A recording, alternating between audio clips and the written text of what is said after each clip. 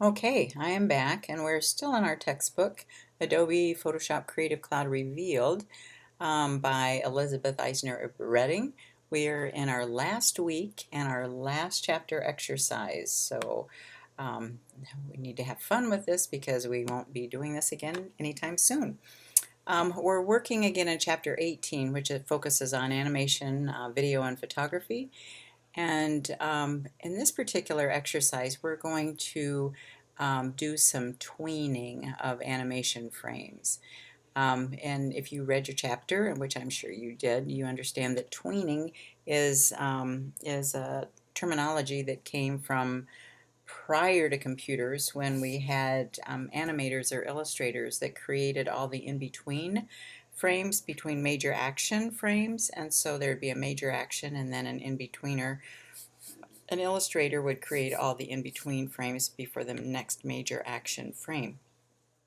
So, and that's basically what it does. This transitions between major action frames as well. So we are going to click frame 3 on the timeline panel, which is right here. And then we're going to click the Tweens Animation Frames button on the timeline panel, which you'll see it right here.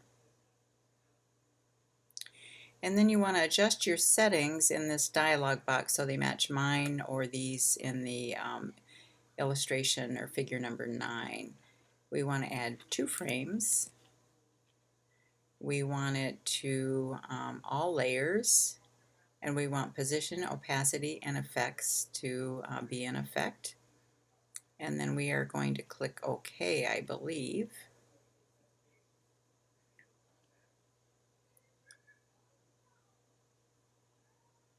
And then you'll see that it plays this animation on, well, actually we're going to click the plays animation button here on our timeline.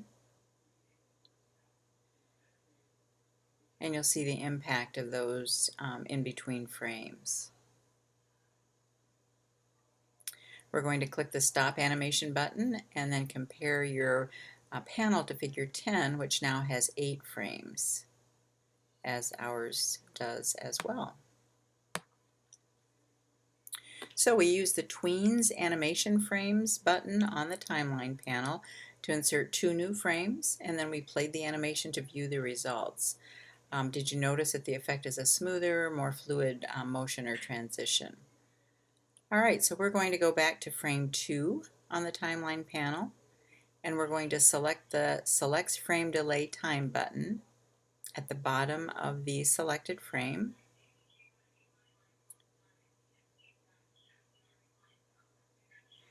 And then we are going to click 0.5.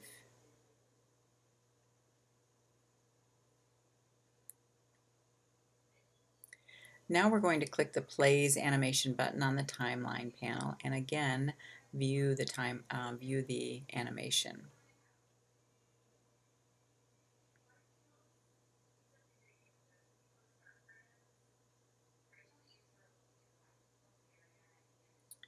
Then we're going to open the Save for Web dialog box.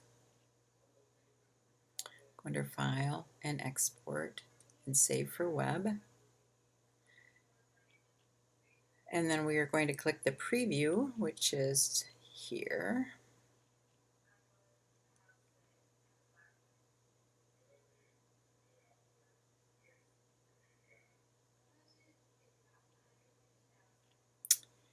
And then we're going to, after reviewing the animation like we just did, close the browser, then close the Save for Web dialog box.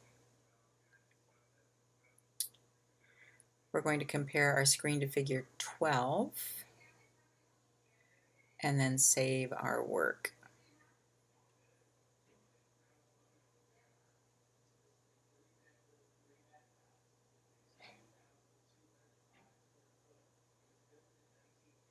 Actually, that's kind of interesting because my frame 1 doesn't have the same opacity setting evidently. Alright, and we are going to close this image.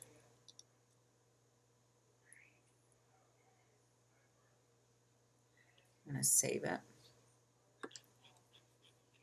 And we fine-tuned our animation by creating the frame delay for frame 2, and then we previewed the animation in our browser. And it is important to preview these animations in multiple web browsers, as many computers and operating systems, in as many different operating systems and computers that you can manage, so that we can see how our work as others will preview it. And I believe that that is all that I'm going to demo for this particular chapter. If you do need more, and again, there will be a couple of other lessons that you're going to be working with. If you need more demos from me, please be sure and let me know. Thanks very much, guys. It's been a great semester.